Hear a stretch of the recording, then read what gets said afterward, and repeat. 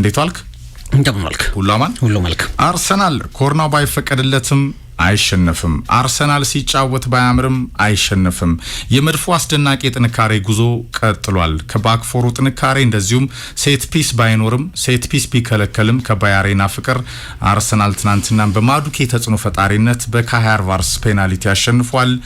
ሪያል ማድሪድ የፌዴ ቫልቬርዴ ሃትሪኮች ሮያል ማጂክ ሮያል ማድሪድ ዘ ቲም ኦፍ ድሪምስ። በአንድ ወቅት ሆርጌ ቫልዳኖ ሌሎች ክለቦች ቻምፒየንስ ሊግን ይወዳደሩበታል ሪያል ማድሪድ ደግሞ ይኖርበታል ብሎ ነበርና ቀላል ይኖርበታል። ትናንትም እንግዲህ ባለፈው ስንወያይ የነበሩትን ሪያሊስቲክ የሆኑ ነገሮች አስቀምጠን ኤፍሬም ማድሪድ ዘንድሮ የሚያሳየውን ክፍተት ኮከቦቹን በተሟሉበት ሁኔታ በላሊጋው በትንሽም በመካከለኛ ቡድኖችም የሚያሳየው ክፍተት በምድብ ጨዋታዎች ላይ ያሳየው ነገር አሁን ደግሞ በማንቸስተር ሲቲ ጨዋታ አስቀድሞ በጣም ወሳኝ የሚባሉ ኮከቦቹ በተለይ ኪሊያን ምባፔን ማጣቱ ጁድ ቤሊንጋምን ሮድሪጎን የመሳሰሉ ኮከቦቹ ማጣቱን ከግምት አስገብተን ማድሪድን ለመግጠም ትክክለኛው ቦታ ሰዓቱ ይሄ ነው በቃ እንደዚህ ልታገኘው አትችልም የሚል ሐሳብ ስናነሳ ነበር። ማንቸስተር ሲቲ ቀለል ያለውን ማድሪድ ይጠብቃል የሚል ግምቶች የብዙዎች ነበሩ። ቻምፒየንስ ሊጉ ተጀመረ። ሳንቲያጎ በርናባው ላይ የተመለከትነው ነገር ሌላ ነው። ሌላ ማድሪድ አለ እንዴ ወደ ቻምፒየንስ ሊግ የሚመጣ የሚቀየር ይጥሎ ማለፍ ጨዋታዎች ላይ በቃ የሆነ ባህሪ የሚያሳይ ሪያል ማድሪድ ከየት ነው የመጣው እንድንል ያደረገ ነበር። ማድሪድ ወደዚህ ቻምፒየንስ ሊግ ውድድር ሲመጣ በፊትም ካርሎ አንቸሎቲ ይናገሩ ነበር በሌሎች ቡድኖች ላይ ፈጽሞ የሌለ በፕሬሸር ውስጥ በጫና ውስጥ በፈተናዎች ውስጥ የመረጋጋት ባህሪ ያሳያል። ሌት ጎሎችን ያስቆጥራል፣ ካምባኮችን ያሳያል ሲፈልግ፣ እንደዚህ ደግሞ ጨዋታዎችን ዶሚኔት አድርጎ ያሸንፋል። በ45 ደቂቃ የማንቸስተር ሲቲ እና የሪያል ማድሪድ ጨዋታ የፈርስት ሊጉ ተጠናቋል። ትናንት አንድ ማንቸስተር ሲቲን ማፍረስ የቻለ አንድ መሳሪያ ነበረው ፌዴሪኮ ቫልቬርዴ የተሰኘ የማይደክም ኮከብ። ጎሎቹስ በጣም ማራኪነታቸው ኤፍሬም ማርክ ጉሂ ወደ ማንቸስተር ሲቲ በመምጣቱ የመጀመሪያውን ፈተና ተመለከተ በቻምፒየንስ ሊግ አይደል? እስካሁን አልተሸነፈም ነበር። ጉሂ ካለ ትናንትና ቫልቨርድ እንዴት እንዳደረገው ሶስተኛውን ጎል ተመልከተ። እንደገና ብራሂም ዲያዝ ምን እንዳደረገው አስታውስ። እና ማርክ ጉሂ ትናንትና እውነተኛውን ፈተና እና ወደ ትልቅ ቡድኖች ስትመጣ የሚያጋጥመን ቻሌንጅ የተመለከተበት ምሽት ነበር። ኢቨን ኒኮ ኦሬሊ ዘንድሮ በማንቸስተር ሲቲ ውስጥ በጣም ጥሩ ተጫዋች የማንቸስተር ሲቲና የፔፕ ጓርዲዮላ የጭንቅ ጊዜ ደራሽ የሆኑ ብዙ ምሽቶችን አሳልፎ ተመልክተናል። ቫልቨርዴ ጎል እንዴት ነው ያስቆጠረው? ኤክስፒሪየንስ፣ ብርታት፣ ጥንካሬ እና ማድሪዶች ሁሌ ኮከብ ሲፈልጉ ኮከብ ያገኛሉ። ለምሳሌ ወልፍስበርግን በ2015 2-0 ተሸንፈው 3-0 ማለፍ ነበረባቸው። ክሪስቲያኖ ሮናልዶ ሃትሪኩን እናስታውሳለን። ፔዥን እንደዛ ተሸንፈው ሜዳቸው ላይ ሲያሸንፉ ካሪም ቤንዜማ እናስታውሳለን። 2022 ላይ 90ኛው ደቂቃ ላይ በሁለት ጎል እየተመሩ በተጨማሪ ደቂቃ ሁለት ጎል እየፈለጉ ሮድሪጎን ታስታውሳለን።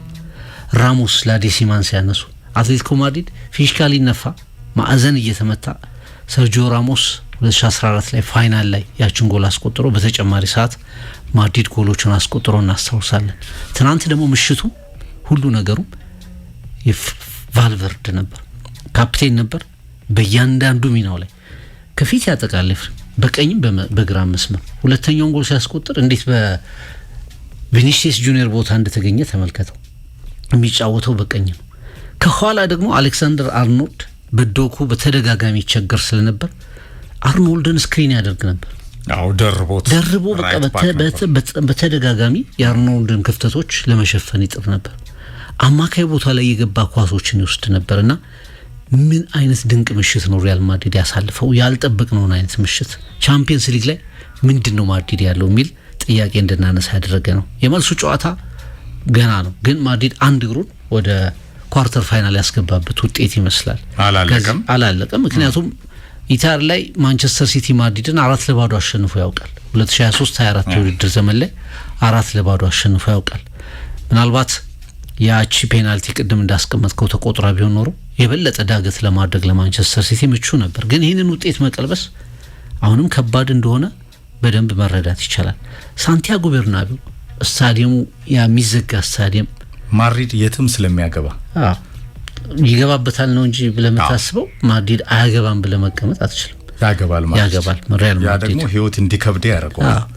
አንድ ጎል ባስቆጠርከ ቁጥር 5 እና 6 ጎል የሚጠበቅበት ከዚህ በኋላ ለኢታዱ ታዳሚ እና ጓርዲዮላ ምን እንዳጋጠመው ራሱ የተረዳ አይመስለኝም። ሃላንድ ሜዳ ውስጥ አልታየም። ቲቦ ኮርቷ 5 እጥፍ የሃላንድን ኳስ ነክቷል። የማንቸስተር ሲቲ ትርጉም ያለው ማጥቃት አልነበረም። ዶኩ የመጀመሪያዎቹ 10 ደቂቃዎች ላይ ሴንተር ያደረጋቸው 2 ኳሶች እነዛ ካልሆኑ በስተቀር እና መጨረሻ ላይ ደግሞ 3ቱም ጎሎች ከተቆጠሩ በኋላ ማነው ተከላካዩ ማነው ሴንተር ባክ ላይ ያለው ሁይሰን እና ሮዲገር ያዳናቸው የተወሰኑ አጋጣሚዎች ከዛ ደግሞ ኮርቷ ያዳናቸው የተወሰኑ አጋጣሚዎች ካልሆኑ በስተቀር ያለ ጭንቀት ያጠናቀቀው ጨዋታ ነው ማድሪድ እና ስታዲየሙ ሁሉ ጊዜ እንዲህ አይነት ምሽቶችን ያሳልፋል። ፒተር ዱሪ ሪያል ማድሪድ በጭንቅ ሰዓት በጣም በፈተና ሰዓት ለሚራክል ያንጋጥጣል፣ ሚራክሉንም ያገኛል የሚል ገለጻለሁ።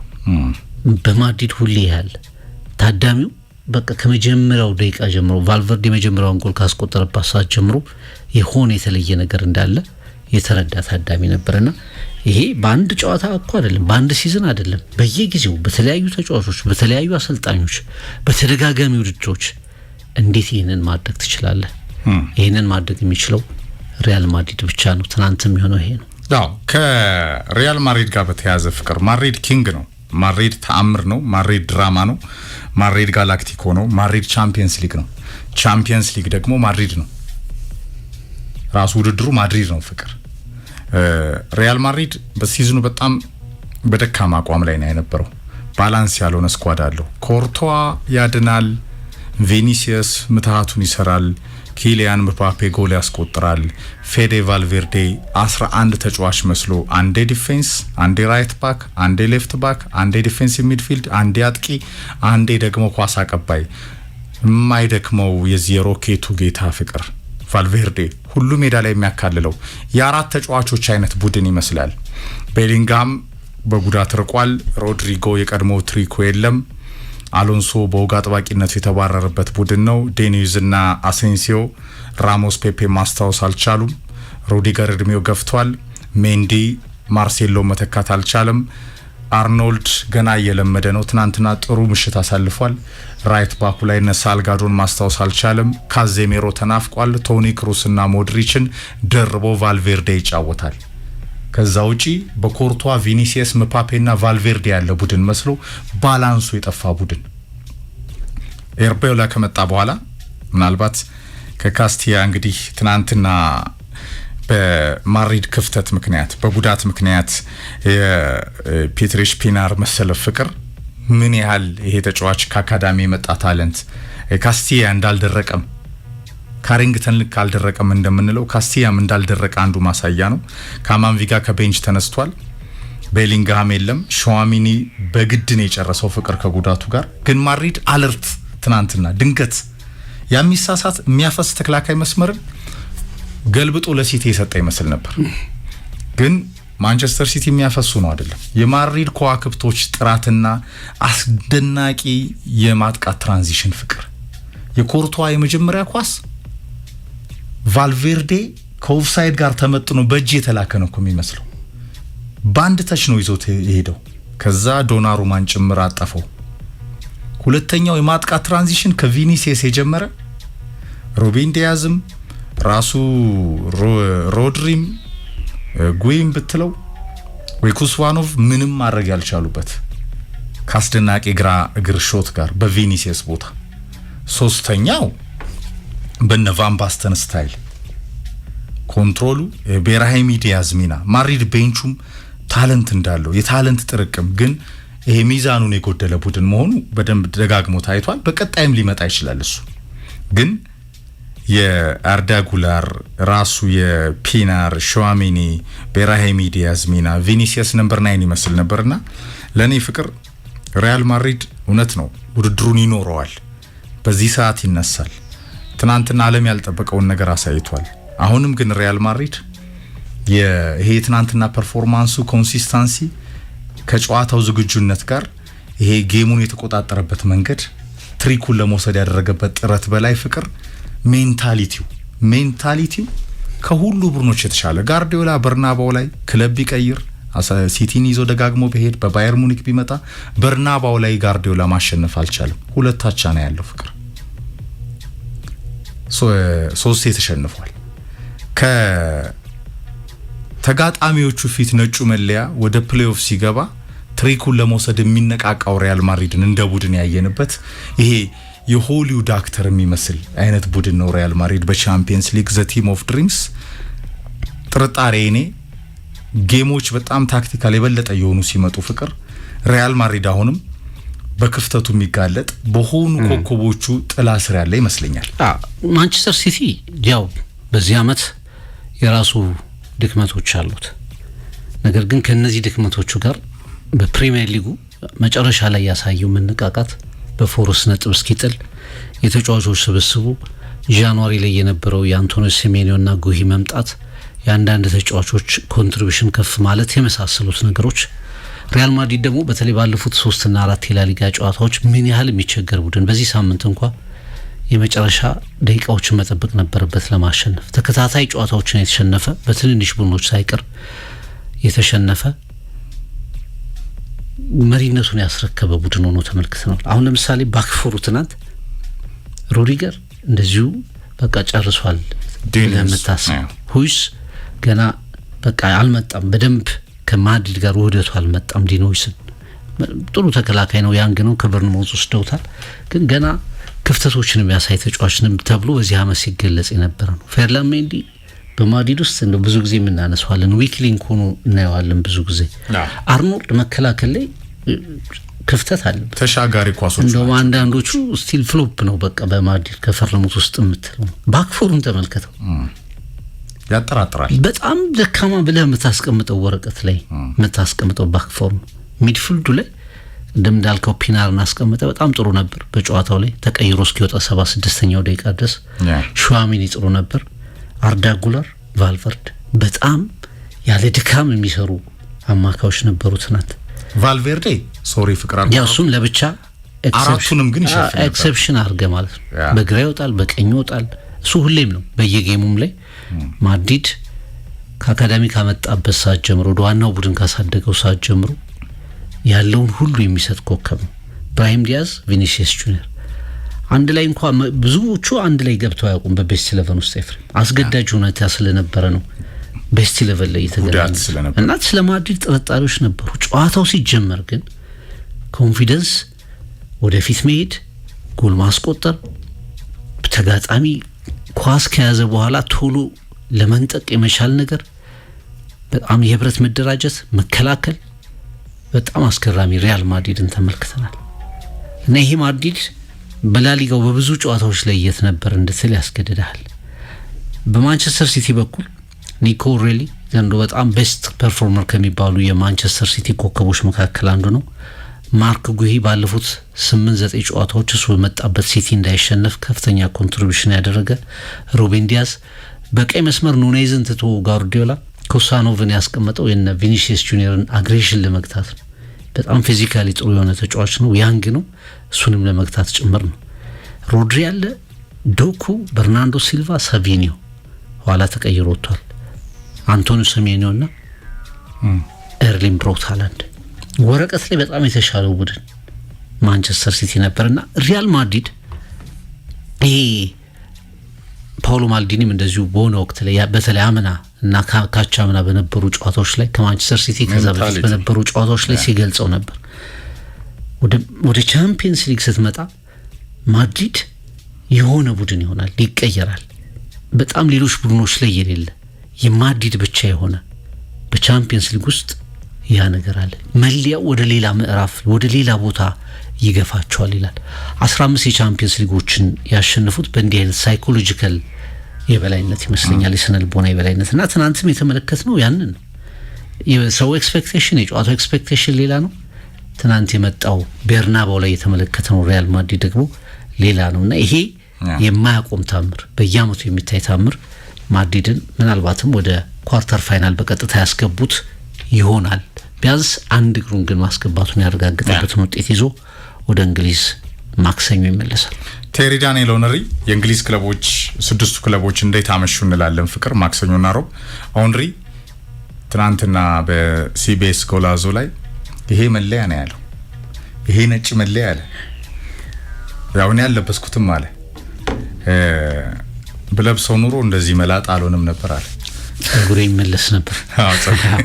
ምክንያቱም ሚራክል ነው የምታየው፣ ሚራክል ነው የምታየውና ሜንታሊቲያቸውን ያደነቀው ፍቅር ማን የጠበቀው ማን የገመተው there is something በቃ ይሄ ነጭ መለያ ይሄ ሪያል ማድሪድ በዚህ ውድድር ላይ ፍቅር ቻምፒየንስ ሊግ በተባለ የዓለማችን ቁጥር አንዱ ውድድር ላይ ስንት ድንቅ ምሽቶችን አሳይቶናል ነው የኦንሪ ሐሳብ። ጥቅሉ ሐሳቡ ይሄ ነው።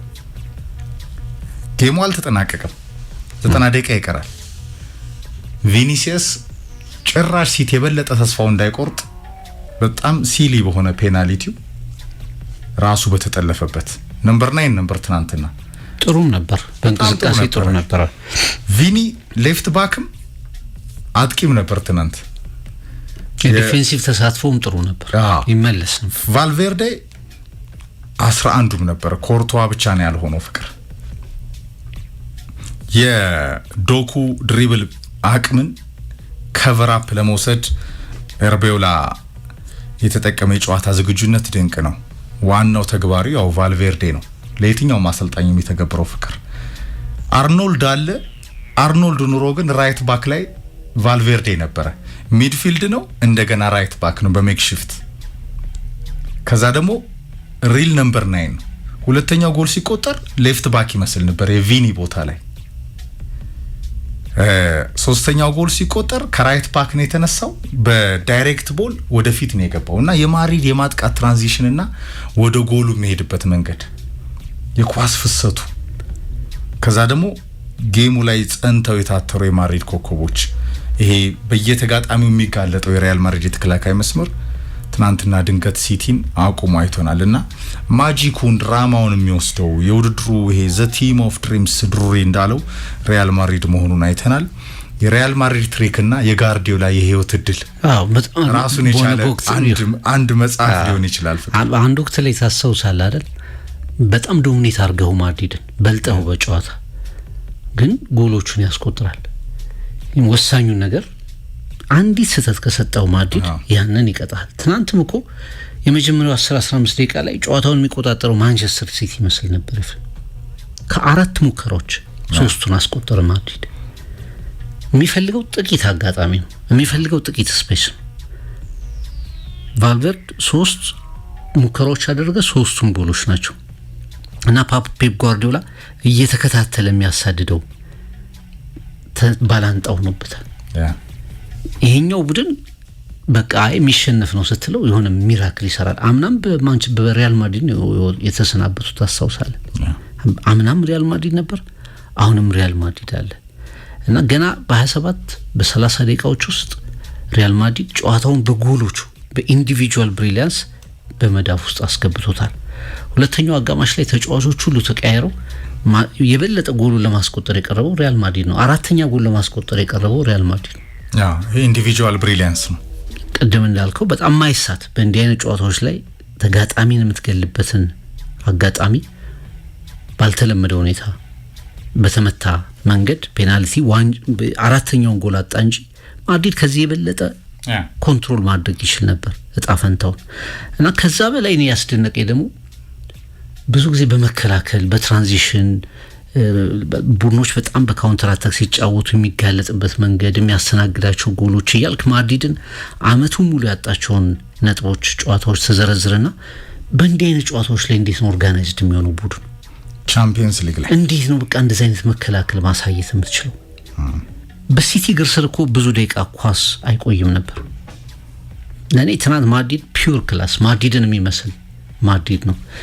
አንዱ ደግሞ ሌላኛው ምክንያት ኤፍሬም ሁልጊዜም ትኩረታቸው ከዶሜስቲክ ካፑ በላይ ከላሊጋው በላይ የአውሮፓ ክብርን ማስቀመጣቸው።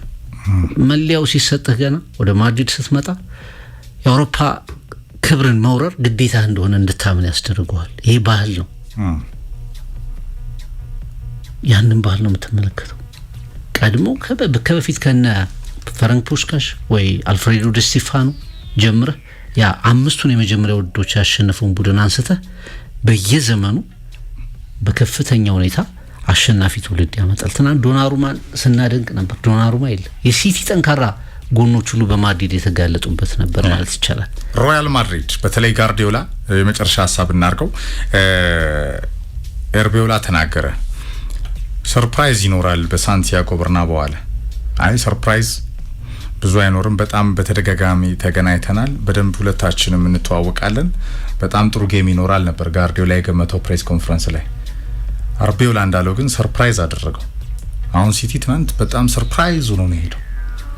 ያን ሰርፕራይዝ ኢታር ላይ ላሬሞንታዳ ያደርገዋል። ተራራውን በጣም የመውጣት ያህል ነው ፍቅር። ለምን ማድሪድ ጎል ይቆጠርበታል፣ ምንም ጥርጥር የለው።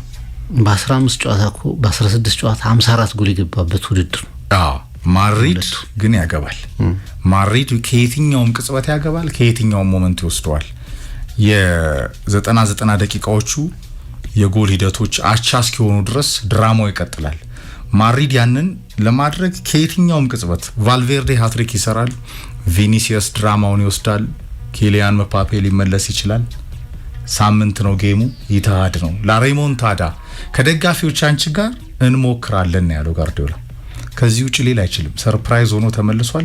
እድሜ ዘመኑን ሰርፕራይዝ እንዳደረጉት ነው ጆዜ ያሉት ሐሳብ። የባርሴሎና የህይወት ግብ ማድሪድን መመቅኘት ማድሪድን ጆዜ ሲገልጹት ነው። በተለይ በቃ ማድሪድን ተከታትሎ መመቅኘት ነበር የሚሉት። ያው ጆዜ በዚህ አይነት ኮታቸው ይታወቃሉ። ባርሴሎና በላሊጋው ላይ ኪንግ ነው። ባርሴሎና ፍቅር ከእንግሊዝ ክለቦች ያለው ሄር ቱ ሄድ በጣም ከፍ ያለ ነው። ባርሴሎና ያምና ጸጸቱ አለ። ባርሴሎና ከላሚን ያማል ጋር ወደ ከፍታው መጥቷል። ባርሳ ቤትም መከላከል ክፍተት ነው። ከኒውካስል ድሮ አድጓል። ኒውካስል እና አርሰናል አቻ የወጡት የእንግሊዝ ክለቦች ናቸው። አርሰናል ኮርናውን ቢከለከልም አርሰናል ከባየር ሊቨርኩሰን ማይንድ ጌም ጋር በተያዘ ሶኬቶቹ ሁላ በፕላስተር ቢለጠፉም ያ የአማዞን ዶክመንተሪ ላይ በተለይ ቡድን ሲገነባና ውህደት እንዴት ኮኔክሽኑ እንዳለ አርቴታ ያስረዳበትን መንገድ ሙድ መያዣ ያደረጉት ሊቨርኩሰኖች የምርም ተዘጋጅተው ገብተው ነበር። በመጀመሪያው 45 አንድ ኮርና ሲያገኝ አርሰናል አጠናቀቀ። በሲዝኑ ለመጀመሪያ ጊዜ ነው። በሁለተኛው አጋማሽ 3 ኮርና አግኝቷል። ፉርሽ ነበሩ። ኮርናውንም ቢከለከል ሶኬቱንም ቢከለከል አርሰናል ፔናልቲ አግኝቶ ድሮ አድርጓል። የማይሸነፈው መድፈኛ ግን የማያምረው በጨዋታው ግን የማያምረው በዛ ውስጥ አጫወቱ አልተፈጠረም። ተጫዋቾቹ አሉ። ዮከሬስ ቆመው ወጥቷል። ኤዚ አልነበረም። ሳካ ጥለው አልነበረም። አርሰናል ግን ኪፕ ጎይንግ እንደሚባለው ኪፕ ያረገ ጉዞ ለኤምሬትሱ ጨዋታ እድሉን አመቻችቶ ተመልሷል። ቀላል ግን ተጋጣሚ አላገኘም። በአብዛኛው በጨዋታው ስለመድፈኞቹ መልካሙ ነገር ውጤቱ ይመስለኛል። ውጤቱ አቸው ከሜዳ ውጭ በቻምፒየንስ ሊግ ምሽቶች በተለምዶ የቻምፒየንስ ሊግ ውድድሮች ላይ በጠባብ ውጤት እንኳን መሸነፍ አድቫንቴጅ ተደርጎ ይቆጠራል።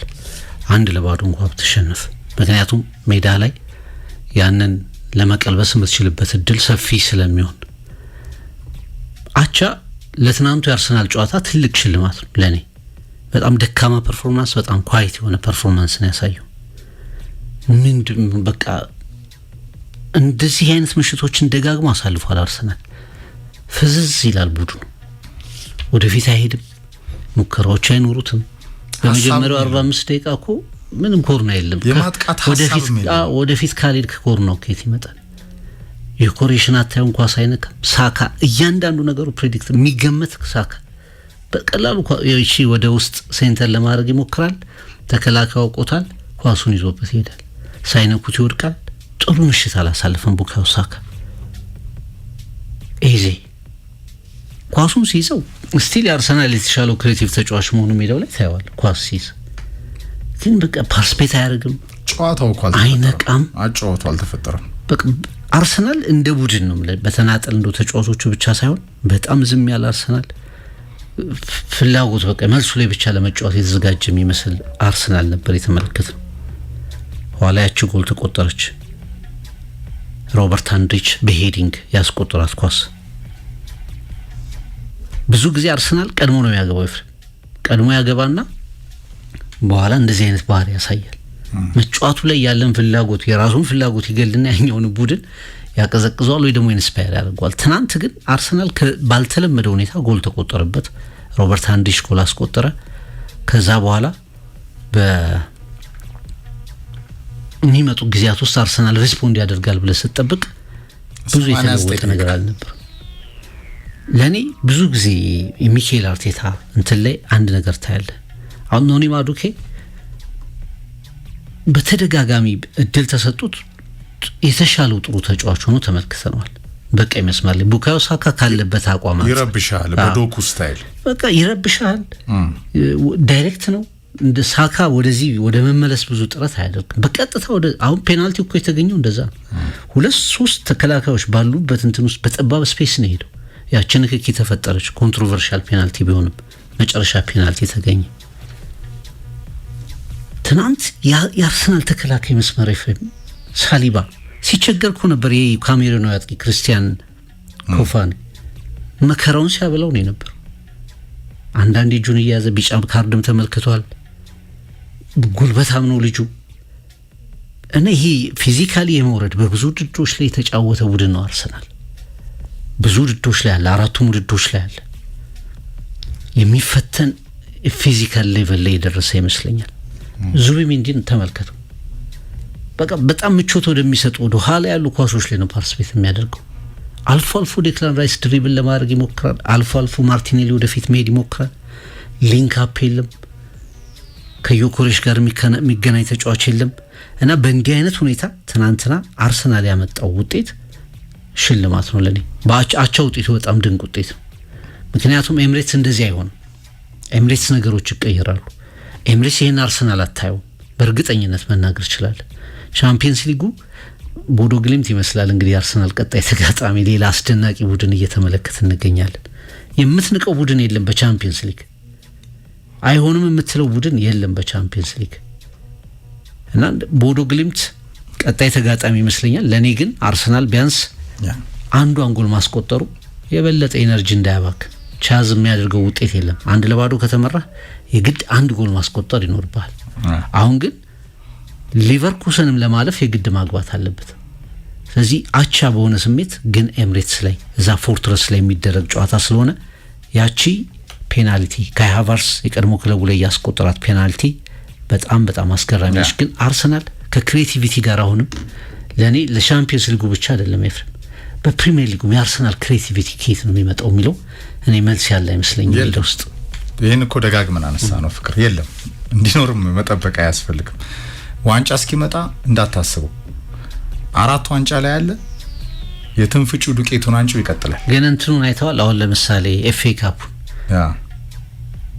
ማክስ ዶማንን አይተው አንዳንዴ እንዲህ አይነት ነገሮችንም እኮ ኢምፕሮቫይዝ ማድረግ አለበት በቃ አልተፈቀደም አይፈቅድም አልተፈቀደም ኮርኖ አልተፈቀደም ብለው ሊቨርኩሰኖች አሳይተዋል አይደል አርቴታም አልተፈቀደም መጫወት ዋንጫ እስኪመጣ የዋንጫ ሃንጎቨሩ እስኪቀረፍ አልተፈቀደም ፍቅር ያ ይቀጥላል አርሰናል ባክፎሩ በጣም ጥሩ ነው ተቸግሮም በጣም የሚጸና ቡድን ነው ራያን ጨምሮ ያዳነው ኳስ ማርቲኔሊ አንድ ኳስ ፖል ገይቶበታል ፈረስታፍ በሞመንት የሚሄድ ነው እንጂ የተሰራ አይደለም ሞመንቶች ናቸው አንዳንድ አርሰናልን በቅብብል ፔናልቲ ቦክስ ጋር የሚያደርሰው የማሪድን ትራንዚሽን ስታይ ተቀናለህ አይደል አንዳንድ ዋው ያስብላል ሃይ ኳሊቲ ትራንዚሽን ከኮኮቦቹ ተጽዕኖ ጋር ዝግጁነት እንዳለ ያስታውቃል አርሰናል አይደለም በ90 ደቂቃ የለም እኮ በሊጉ ሁለት ኦን ታርጌት አንዱ ፔናልቲ ነው አንዱ ሌላ በቃ የመጀመሪያ እውነተኛም ነገር በጨዋታው በአንዱን ታርጌት ሁለት ኦን ታርጌት እኮ አስለምዶ ዋናው ዓላማ ማሸነፍ ነው ከቻልክ ማሸነፍ ካለዛ አትሸነፍ ነው በቃ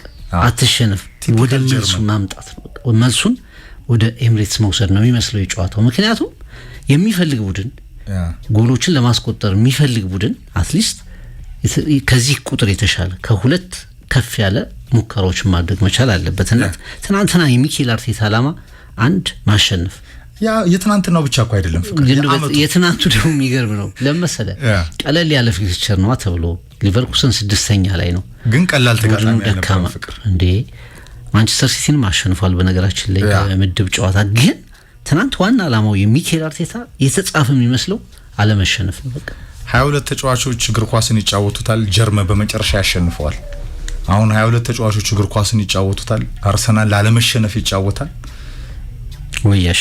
ወይ ያሸንፋል ከዛ ለዋንጫው አላማ የቤት ስራውን ይሰራል ፍቅር ጠንካራው አርሰናል ይሄ ነው ጠንካራው ብዙ ተቃውሞ ምቀኛ ያበዛበት ሪኮግኒሽን አንሰጠውም ይያሉ ነው እነ ጆኒ ሚኬል ወቅና ሰጡት አልሰጡት አርሰናል ያሳካ እንጂ እነሱ ሰጡት አልሰጡት they don't care ሩኒ ያንን በደንብ አሁን እኔ ባልኩት ሐሳብ ይናገራል እኔ ደጋግመን ይሄንን አንስተናል አርሰናል ሴት ፒስ አንደኛው የጨዋታው አካል ነው ሴት ፒስም ሲከለከል ኮርናም ሲከለከል አርሰናል ግን ፔናልቲ የሚያገኝበትን ሞመንት ይፈጥራል በኦፕን ፕሌይ ይጫወትም አጫወቱን አልፈጠረም ተጫዋቾቹ አሉ እንደፈዘዙ ይወጣሉ ተጫዋቾቹ ባክፎሩ አለርት ነው ትናንትና ከኒኮላስ ጆቨር የተሻለ የሴት ፒስ አሰልጣኝ እኔም ነኝ ሲሉ ነበር የሊቨርኩሰኑ አሰልጣኝ ሲጨብጡትም ነበር ማመልከቻ ያስገቡ ነው የሚመስለው አርቴታ ለቀጣይ አመት ምክትል እንዲያረጋቸው ለመሰለ አርሰናል ለአልቲሜት ጎሉ እየተጫወተ ነው ተወደደም ተጠላን ይሄንን አክሴፕት ማድረግ ያስፈልጋል ፍቅር አንዳንዴ አክተሩ በቃ መጨረሻ ላይ ተደብድቦ ነው አይደል ሻምፒዮን የሚሆነው ብዙ ሻምፒዮኖች እንዲም ናቸው ብዙ ሻምፒዮኖች አርሰናል ማለት ነው ብዙ ሻምፒዮኖች በቻምፒየንስ ሊግም በሌላም ሊግ ላይ አንዳንዴ በጣም ቢዩቲፉል የሆነ እግር ኳስ ይጫወታሉ አንዳንዴ ብዙ ጊዜ እንደዛም መጫወት አያስፈልጋቸው ዶሚኔት ማድረግም አያስፈልጋቸውም ትናንት አርሰናል ክላሲክ የሆነ ጨዋታ አልተጫወተም ዶሚኔትም አላደረገም ዶሚኔት ተደርጓል በሊቨርኩሰን ባንጻሩ ነገር ግን ስለ አርሰናል ዘንድሮ ባህሪ መሸነፍን እጅ ሰጥቶ አይቀበልም ጥያቄው ደግሞ ፍቅር መሸነፍን አክሴፕት አያደርግም ሰርቫይቭ ያደርጋል የትኛውም አይነት ፈተናዎችን ሰርቫይቭ ያደርጋልና ይሄ የትናንቱ ጥንካሬው ነበር አሁን እኮ ትናንት ሃቫርስ ጎሏን ካስቆጠረ በኋላ እኮ ስነልቦና አድቫንቴጅ እኮ ተቀይሯል ወደ አርሰናል ዞሯል ኤምሬትስ ነው ሜዳው ላይ ደግሞ አርሰናል ምን እንደሆነ ይታወቃል ትልቁ ጥያቄ ሊቨርኩሰን ኤምሬትስ ሄዶ ሳምንት ከመድፉ መንደር ኮርናውን መከልከል ይችላል ኖት አሎድ እንዳለው ኮርነርስ ኖት አሎድ እንዳለው ያን ታፔል ለኤምሬትስ ላይ ማስቀመጥ ይችላል ሶኬቱን መከልከል ይችላል ይሄ አርሰናል ራይስ ሳካ የሚበትኑትን ኳስ ሴት ፒስ ሄገን ይከለከላል መድፉ መንደር እናያለን ዶክተር ቶተናም ተንፍሶባቸዋል መሰለኝ ቼልሲም ሲቲም በ3 ጎል ልዩነት ነው የተሸነፉት ቼልሲ 72 ደቂቃ የወሰደውን ጨዋታ ድራማውን ሲባል ከሮዚነር በጣም የተዋጣለት ቀደዳጋ ቼልሲ በእኒያ አሰልጣኝ ይሻገራሉ ጥያቄ ነው ፍቅር እኔ አይመስለኝም ትናንት ፔጄ 5 አግብቷል 5-2 አልቋል የእንግሊዝ ክለቦች 3 ጎሎች የተቆጠሩት በመጨረሻዎቹ ሞመንት የፔጄ ትሪክ ከፔጄ ከዋክብቶች ከነ ኔቫስ ከመሳሰሉ ኮከቦች ጋር ቀጥሏል ሻምፒዮኑ ፔጄ ሻምፒዮንነቱን ወይም የሻምፒዮንነት ወጉን መስሎ አይተናል ቶተናም ነው ማከፋፈል ነው ስራው ለኤልቹሎ ሰጥቷል 16 ጎሎች ገብቷል የእንግሊዝ ክለቦች ላይ ፍሬም ሶስቱ ቡድኖች በተለይ የተሸነፉት ግብ ጠባቂዎቻችን ጭምር ሚና ነበራቸው ኢቨን የማንቸስተር ሲቲው ጠንካራው ግብ ጠባቂ ዶናሩማ ማስተት ነበር ቶተናም እንደዚሁ አስብ ቪካሪዮ ያለ ነው እንግዲህ አሰልጣኙ አስበው አውጥተው አወርደው ተሰልፎ ለማያውቅ ግብ ጠባቂ በ15 ደቂቃ ውስጥ ቀየሩት አይ ክለቡ ሞፈፍ አሰልጣኙ ቶተናም እኔ አጠቃላይ በየትኛው አሰልጣኝ ሊቀየር ይከብደዋል ብዬ አምናለሁ ግን እኛ አሰልጣኝ በእርግጠኝነት አይቀየሩትም ፍሬም እኛ አሰልጣኝ ትክክለኛው ሰው አይደሉም ኢጎር ቲዶር እሳቸውን የሚያመጣው አካል ነው መባረር ያለበት አብሮ የሚል አስተያየት የተሰጠ ነበር አክተር ለመሆን እየጣሩ ነው እንደመጡ ተጫዋቾቻቸውን እንዴት እንደወረፏቸው ሰምታል ተከላካዩ እንዴ አማካዩ እንዴ አጥቂው ኢንቴንሲቲ የለው ምናምን ያሉ ወረቀት ላይ በደንብ ነው የተነተኑት ችግሩን ሜዳ ውስጥ አንዱን ፕሮብሌም አልቀረፉም ጭራሽ ስቴብል የሆነውን ግብ ጠባቂነት ሚና ቀየሩ ሁለት ጊዜ ሶስተኛውም ጎል የሱ ጭምር በ17 ደቂቃ ቀየሩት ሁለቱ ኳሶች ግን በትሪን የሰጠው ለአትሌቲኮ ተጫዋቾች ለግሪዝመን ለሎሮንቴ በትሪ ነው የሰጣቸው ግብ ጠባቂውና በኋላ 17 ደቂቃ ላይ ቀየሩት። የተጫዋቹም ኬሪየር እንደዚህ ሲሆን ይበላሻል። እንዲህ አይነት ጫና ያለበት ጨዋታ ላይ የማያርፍ ስታዲየም ላይ ጫና ለመፍጠር የማያንቀላፋ ስታዲየም ላይ የወሰዱትን ሪስክ ተመልከት። ሮዜኒየር ተመሳሳይ ውሳኔ ወሰኑ። ሳንቼዝ በአብዛኛው ጥሩ ግብ ጠባቂ ነው እያልኩ አይደለም። ወደ ቼልሲ ከመጣበት ጊዜ ጀምሮ ይተቻል ሳንቼዝ ከብራይተን አይደል፣ ግን ይሄ ኳሶች ስርጭቱ በጣም አስገራሚ ይሆናል። ግብ ጠባቂ ነው። 5-2 ቆይ የቡድኖች ችግር ግን ከግብ ጠባቂ እንዴት ይጀምራል? ፍቅር ብዙዎቹ ምን መሰለህ እኔ ባለፈውም ከዚህ በፊት አንስቼዋለሁ። አሰልጣኞች አንዳንዴ ያልተሰበረውን ይጠግናሉ። ችግሩ የሌለበት ቦታ ላይ መፍትሄውን ይፈልጋሉ። በቃ ከፊቱ 10 ተጫዋቾች እኮ አሉ። እንትኑን ሳትገነባ የውህደቱን ሳትፈጠር የ10 ተጫዋቾቹን ወደ ጆተኒ እንኳን ስትጫወት እኮ የጆተኒ በረኛው እኮ ትልቅ ሚና የሚኖረው አይለቀቅም። እውነቴን እኮ ነው። የጆተኒ በረኛው ማር ከሆነ በረኛው እንኳን አትለቀውም። በረኛው አይለቀቅም ማለት ፍቅር አትቀይረውም። ከፊቱ ያሉት ባክፎሮቹና ሚድፊልዱ ሚና አላቸው። ያንን ማዋሃድ ያለበት በራስ የእጅ ፍጥነትና የጨዋታው ቅልጥፍና ነው አይደል? አንተ ይለቀቃል እንደ ጆተኒ በረኛ የተሻለ ነገር ቢያመጣ ክሬዲቱን ትወስዳለህ። ጆተኒ አሰልጣኞች ስለሆኑ እኮ ነው። የተሻለ ነገር ቢያመጣ ክሬዲቱን ይወስዳሉ። ግን ሁለቱም ጨዋታዎች ላይ ዋጋ ከፍለዋል።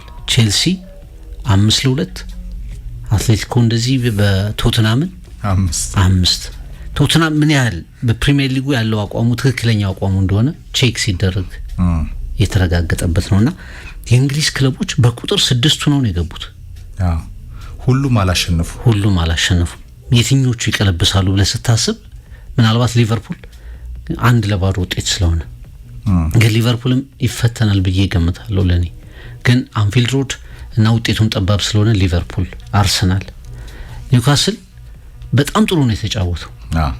ከላሊጋው መሪ ጋር የፕሪሚየር ሊጉ 12ኛ ደረጃ ያለው ክለብ የኒውካስል ፐርፎርማንስ በሴንት ጄምስ ፓርክ ድንቅ ነበር። ግን ያቺ እብደት ፔናልቲ ያሰጠችባቸው ባርሰሎና ምን እንደሚያደርግ ይታወቃል ሜዳ ላይ። አርሰናል፣ ሊቨርፑል ለሌሎቹ ግን በጣም ከባድ ነው። ሳምንት ከባድ ነው እና አንዳንዴ በትንሽ ጥራት ቡድኖች ኳሊቲ ያላቸው ቡድኖች ቻምፒየንስ ሊጉን ዶሚኔት ያደርጋሉ። ፔዤ ነበር አምና የወረረው። ስፔኖች ደጋግመው ይመጣሉ። ባርሰሎና፣ አትሌቲኮ፣ ሪያል ማድሪድ አሉ ወደዚህ ውድድር ስትመጣ እና እንግሊዞች በቁጥራቸው ልክ ዶሚኔት ያላደረጉበት እንደውም የተጋለጡበት ሳምንት ነበር ማለት ይቻላል። አርሰናል በጣም ለሜዳው የሚሆነውን ውጤት አመቻችቶ የመጣው ፐርፌክቱ አርሰናል ያው ከቦሪንግ እይታው ጋር ከጨዋታ ስታይሉ ከምኑ ጋር ጠንቃቃው አርቴታ ለዓላማው እየተጫወተ ነው። ሊቨርፑል አንፊልድ ላይ ድራማውን ለመውሰድ ፖቴንሻል ያለው የዩሮፒያን ምሽት ላይ ድራማውን የሚወስድ ቡድን መሆኑ እንጂ የስሎት ቡድን ራሱ ፍቅር የሚፈተን እኒ አሰልጣኝ ፓርቲቱ ቴናግ ሻምፒዮን ሆነው ሁሉም መላጣዎች ቴናግ ላለመሆን እንጂ እኔ በሊቨርፑል እስካሁን መቆየታቸውም አሁን ለትልቁ ጥያቄ ነው። ኢጎር ቱዶር ፍቅር ሲመጡ ገና በቀሪው ሲዝን ትልቁ ዓላማዬ ቶተናም እንዳይወርድና አርሰናል ዋንጫ እንዳይበላ ብለው ነበር። እሳቸው ፈጥነው የሚተርፉ አይመስሉም። ፍቅር ከግብ ጠባቂ ጀምረዋል። የጆተኒው አሰልጣኝ ናቸው። ቼልሲ ከሮዚነር የለየለት ቀደዳ ጋር ቼልሲ መስሎ ወደ ቅርጹ ይመለሳል እንጃ። የተሰጣቸው ኮንትራት 6 ዓመት ተኩል ፍቅር። አቤት የቼልሲ ካሳ ብዛቱ። ወደፊት እናየዋለን። እሱም ኒውካስል ከኤዲሃው ጋር እየተንገዳገደ ነው። ካምፕኑ ላይ ድራማውን ይወስዳል። በጣም ማይታሰብ። ማንቸስተር ሲቲ እንሞክራለን ብሏል ጋርዲዮላ 3-0 ወደ 3 አቻ ለማምጣት። ሪያል ማድሪድ በተለይ ሲቲ ጎል ለማስቆጠር የማይቸገረው ቡድን ቢሆንም ማድሪድ የትም ያገባል። ጨረቃ ላይም ቢጫወት የማድሪድ ከዋክብቶች ማግባት ይችላሉ። በዛ ሂደት ውስጥ እንግዲህ የሪያል ማድሪድ ዕጣ ፈንታን እና የሲቲ ደግሞ የህይወት እድል ከመርፌ ቀዳዳ እንደጠበበ ነው የሚናገሩት። ግን የተጠናቀቀ ጨዋታ አይደለም። የእንግሊዝ ክለቦች ግን ፍቅር በጠቅላላ አላሸነፉም። አርሰናል ዘንድሮም እንዳምነው እስከ ሰሚ ፋይናል ከዛም በዘለለ ፋይናል ለመጓዝ ቀናው መንገድ አለው። ቦዶ ጊልሚት ነው የሚጠብቀው። ቦዶ ጊልሚት ግን ቀላል ተጋጣሚ አይደለም። የውድድሩ ሰርፕራይዝ ነው። ይሄ ሄሮይክ ቀጥሏል። ትናንት 3-0 አሸንፈዋል በቀላሉ። ምን አይነት ወኔ ነው ያለው ቡድኑ። ደጋፊው በቃ የሆነ ነገር ለመስራት ተዘጋጅቷል። የውድድሩ አስደናቂ ቡድን ነው። 8 ውስጥ ለመግባት እጣፈንታቸውን አሳምሯል። የፖርቹጋሉን ስፖርቲንግን 3-0 በሆነ ውጤት አሸንፈዋል። ከዛ አስቀድሞ ኢንተር፣ ማንቸስተር ሲቲ፣ አትሌቲኮ ማድሪድን የመሳሰሉ ቡድኖችን አንበርክከዋል በዚህ ሲዝን። አርሰናል ቀላል ተጋጣሚ ብለህ የምታስበው ነገር እንደሌለው ዘንድሮ በፕሪሚየር ሊጉ በቻምፒየንስ ሊጉ ላይም አሳይቷልና ይህን የሚቀድመው የመጀመሪያው ሊቨርኩሰንን ማለፍ ነው። ከዛ በኋላ የቦዶ ይታሰብበታል። ቀና መንገድ አለው ግን ቻምፒየንስ ሊግ ላይ ወረቀት ላይ ሊቨርኩሰን ያ እንዳልሆነ አሳይቷል። ቦዶ ጊልሜት በተለይ አርክቴክ ሰርክል ላይ ሲጫወት እዚህ የሰሜናችን የዓለማችን ሰሜን ጫፍ ላይ ፍቅር ይሄ ሆዳቸው ነጭ የሆኑት ምንድን ነበሩ የሚባሉት እንስሳቶቹ የአርክቲክ ላይ ያሉት ፔንጉዊን ነገሮች ቅዝቃዜው ራሱ ያዋክባል። አብዛኛው ደጋፊ ከኮንዶሚኒየም ከመስኮት ከምንድን ነው የሚያየው? ጠባብ ስቴዲየም ነው ያላቸው። ቀጣይ ዓመት ይቀይራሉ። ይሄ የኖርዌይ ክለብ ፍቅር የአውሮፓ ቻምፒየንስ ሊግ ሰርፕራይዙ ክለብ ነው። ትልልቆቹን እየገነደሰ እዚህ ደርሷል። ሲቲ ኢንተርን እንደዚህ ያርጓል። ስፖርቲንግ ሊዝበን ቀላሉ ተጋጣሚ ሆኗል። ከመድፈኛው የሚገናኝ ይመስለኛል። እኔ በኳርተር ፋይናል ለሌላ ድራማ እናጠናቅ። ሪያል ማድሪድ ዘ ቲም ኦፍ ድሪምስ፣ ሮያል ማድሪድ ፌዴ ቫልቬርዴና ሃትሪኮቹ፣ አርሰናል ኮርናውን ቢከለከልም በፔናልቲ ሳይሸነፋቻም ይወጣል። ይህንን ማራኪ ዶክመንተሪ ማምሻውን በዩቲዩብ ቻናላችን ጠብቁን። በተጓዳኝ ፍቅር ይልቃል ዩቲዩብ ቻናል ኤፍሬም ማን ኦፊሻል ላይ ቆይታ አከናውነናል። ከሬዲዮ ስርጭታችን ጎን ለጎን